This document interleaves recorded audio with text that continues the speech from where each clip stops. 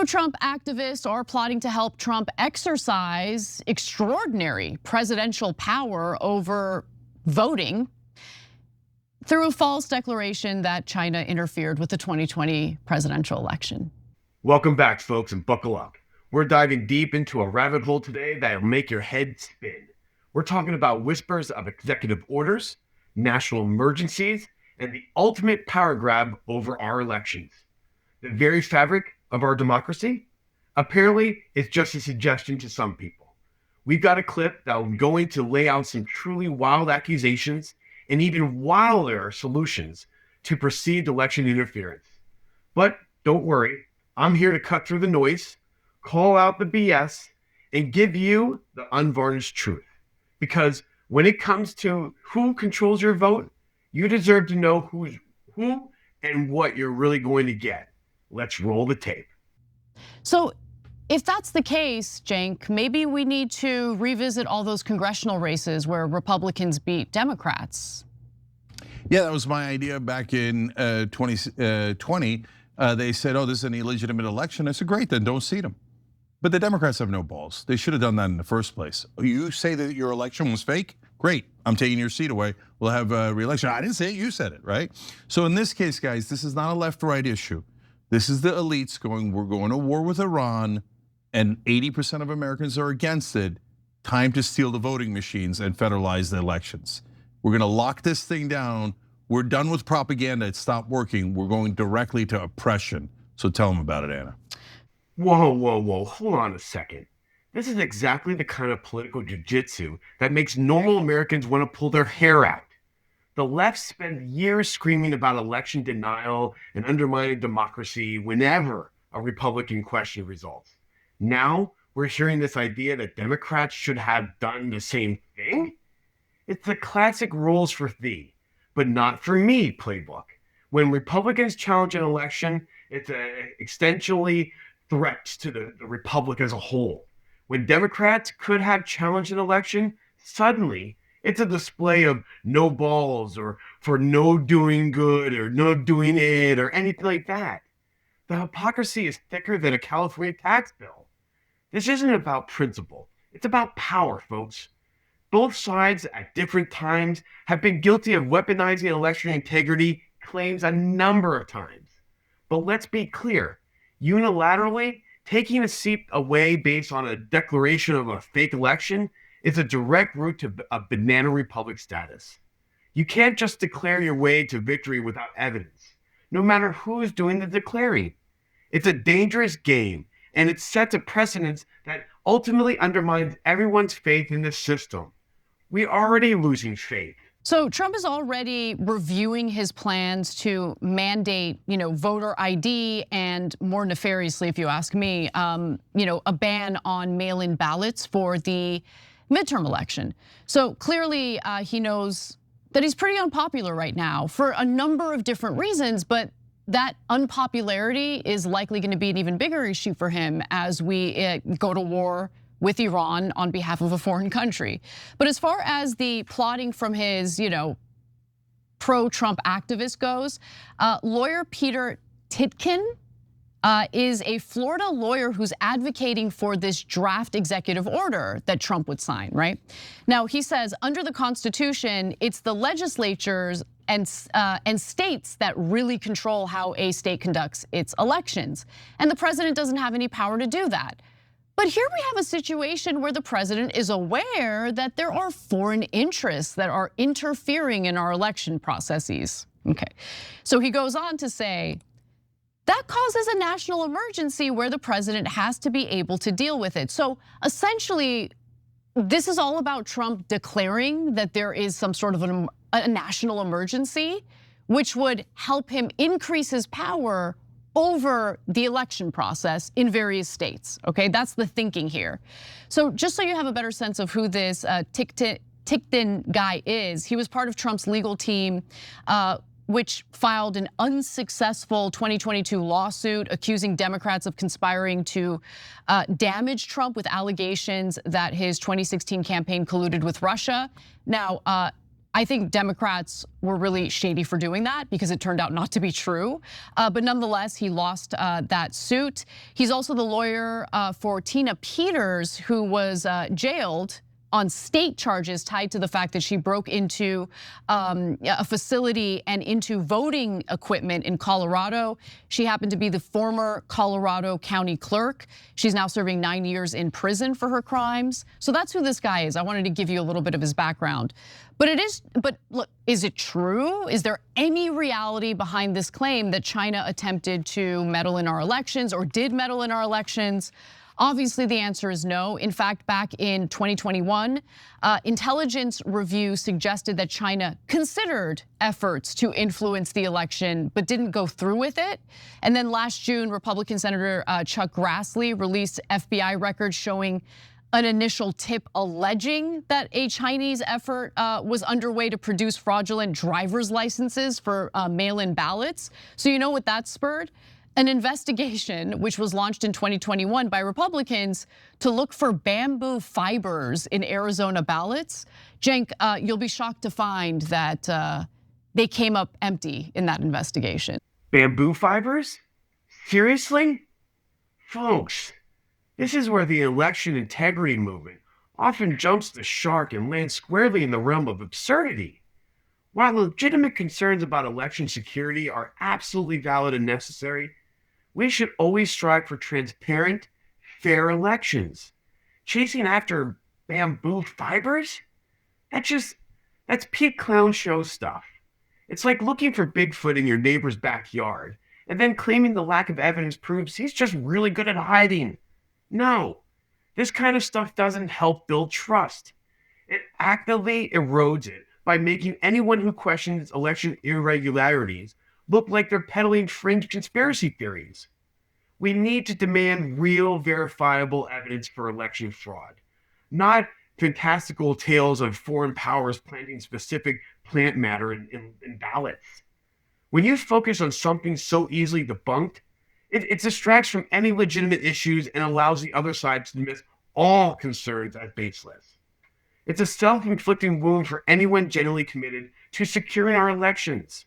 So folks, let's just stick to reality, shall we? Yeah, no, the panda ate my vote, I know. Guys, this is a super serious issue and this is a red line. It cannot be crossed. I wanna be super clear. This is not the SAVE Act. This is not about voter ID. This is totally different. This is an executive order where Trump would declare a national emergency so he can take over states and how they carry out their elections. So let me quote a part of this Washington Post article and from that same TikTok guy that Anna read you about. He said, they explain, the emergency would empower the president to ban mail-in ballots and voting machines as the vectors of foreign interference. So what that means is the federal government could seize voting machines. The states run elections under our Constitution, and the right wing used to say that was super important that they have that.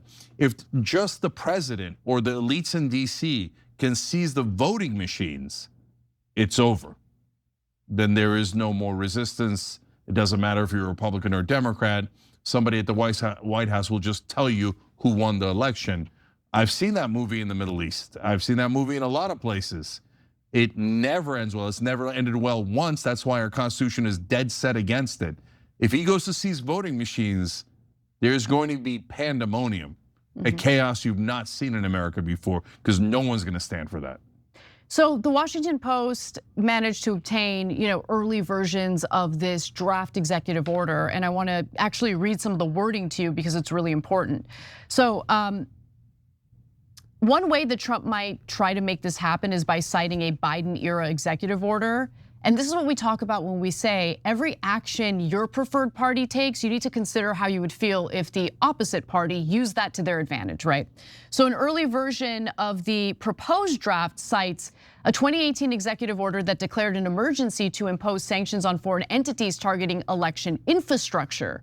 President Joe Biden repeatedly extended that emergency, and in 2024, the Treasury Department used the order to place Iranian and Russian entities under sanctions. So that's what Biden did.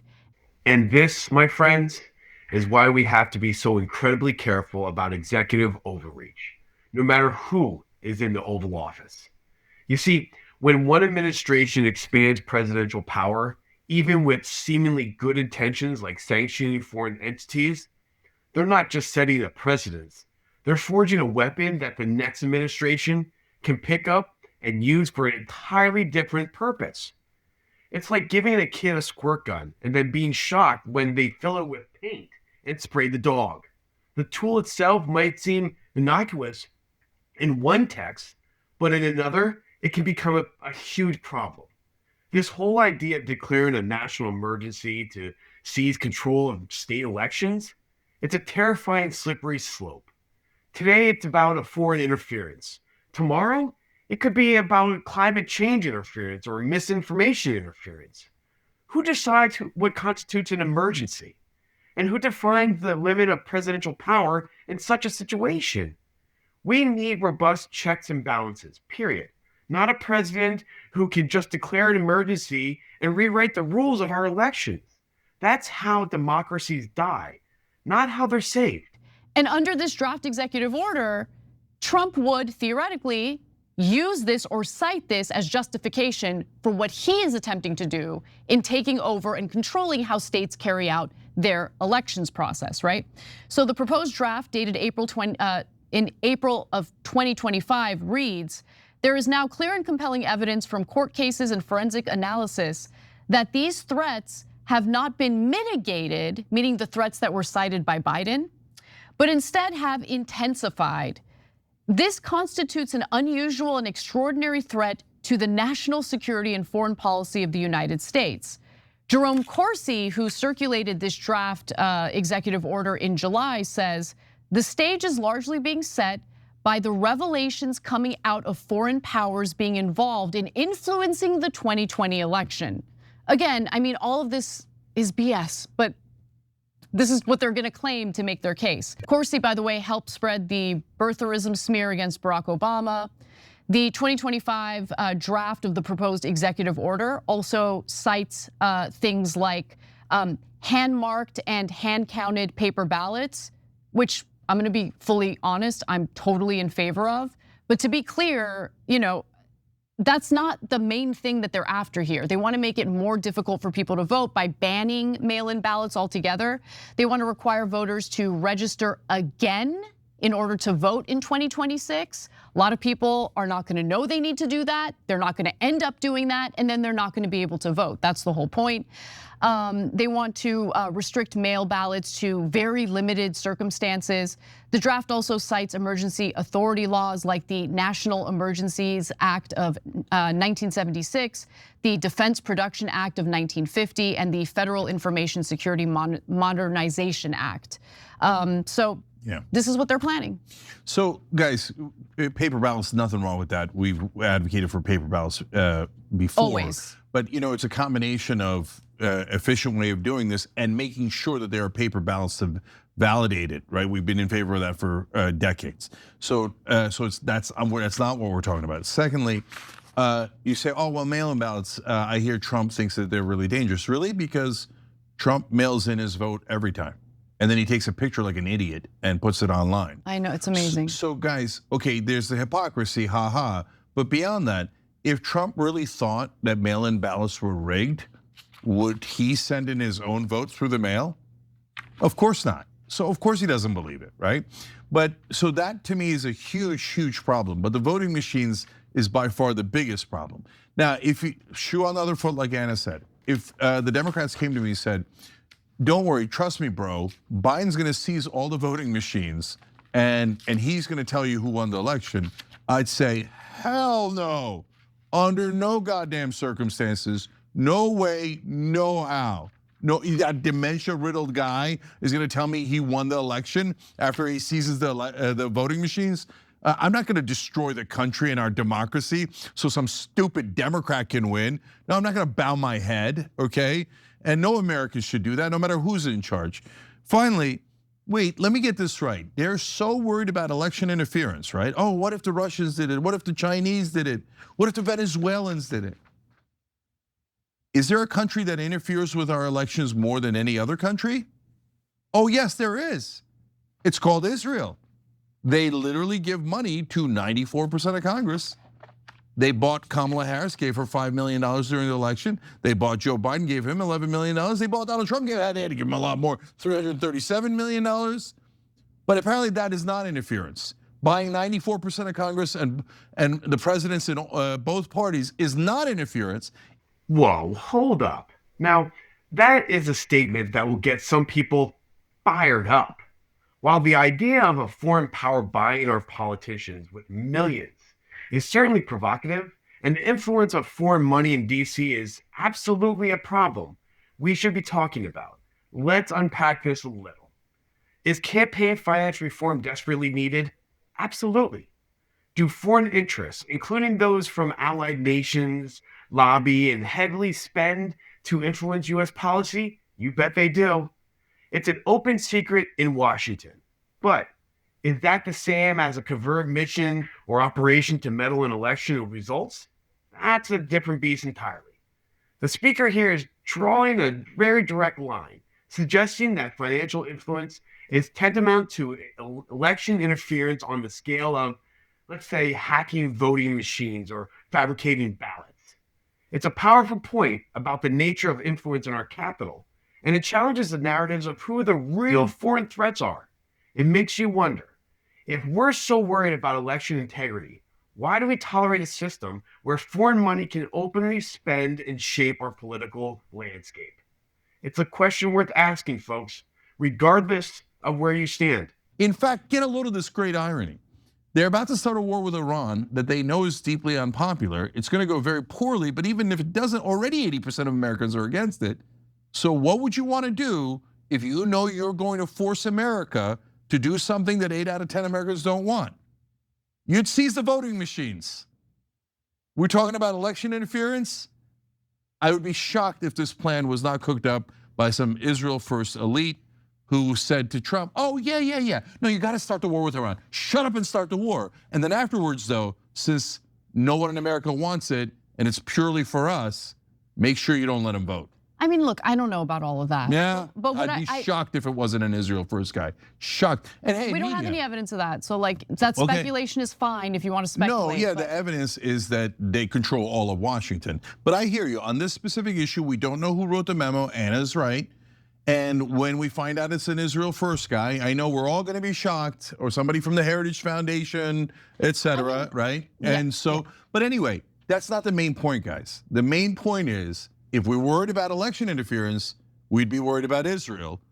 And instead, they're trying to distract you with, oh my God, what if bamboo shoots were put into the voting booths and then somehow China manipulated? But trust me, bro, I should have all the voting machines.